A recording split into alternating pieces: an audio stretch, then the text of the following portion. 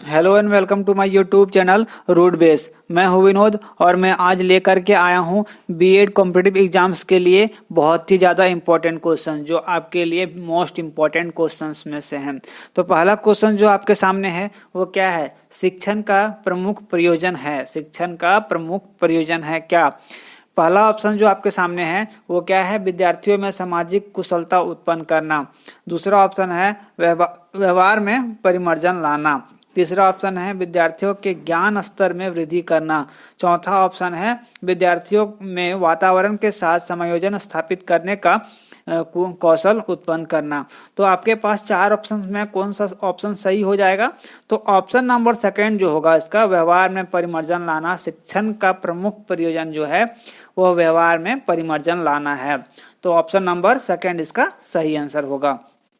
अब आते हैं हम लोग दूसरे क्वेश्चन में। तो दूसरा क्वेश्चन आपके पास क्या है? यदि किसी परीक्षा में आपकी कक्षा के अधिकांश विद्यार्थी असफल हो जाते हैं तो आप निम्नलिखित में से किस पर इसका दायित्व डालेंगे?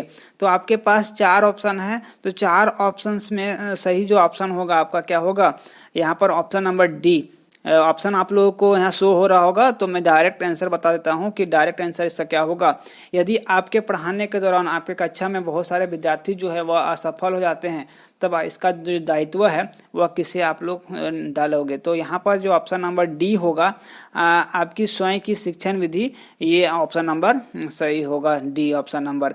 अगर मेरे क्लास में कोई बच्चे फेल होते हैं तो अगर इसका जो असफल विद्यार्थी होंगे उसका दायित्व किसके ऊपर होगा? सब मेरे ऊपर ही होगा। तो यहाँ पर ऑप्शन नंबर डी स्वयं आपकी स्वयं की शिक्षण विधि का दायित्व हम लोग करेंगे। तो चलिए अब हम लोग आते हैं अगला क्वेश्चन में।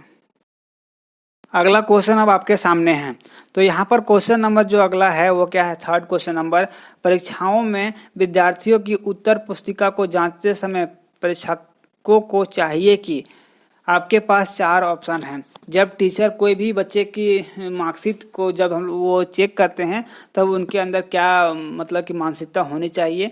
तो ऑप्शन नंबर आपका वन है, 1 2 3 4 चार ऑप्शन आपके सामने हैं। तो यहाँ से ऑप्शन नंबर सी जो होगा, वस्तुनिष्ठा के साथ यथा तथ्य जांचे। वस्तुनिष्ठा के साथ यथा तथ्य जांचे, ऑप्शन नंबर सी इसका सही आंसर होगा। आपके सामने ऑप्शन सारे शो हो रहे हैं। तो यहाँ पर जो सही आंसर है मैंने डायरेक्ट बतलाया हुआ है। चलिए अब हम लोग इसके आगे आते हैं। किसी बालक को कक्षा शिक्षण गतिविधियों की सक्रिय भाग लेने हेतु शिक्षक को चाहिए कि वह, ऑप्शन आपके पास चार ऑप्शन है। यहाँ पर ऑप्शन नंबर जो होगा सी वो सही आंसर होगा।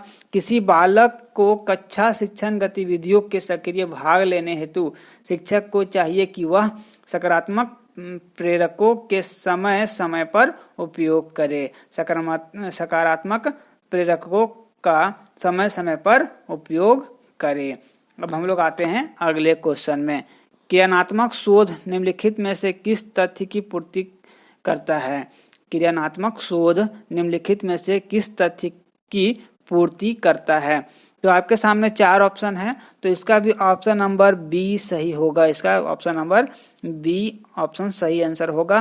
कक्षागत समस्या का समाधान। कक्षागत समस्या का समाधान जो होगा वह सही आंसर होगा। चलिए अब हम लोग अगला क्वेश्चन में आते हैं।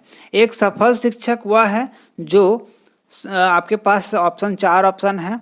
एक सफल शिक्षक हम लोग किसको कहेंगे?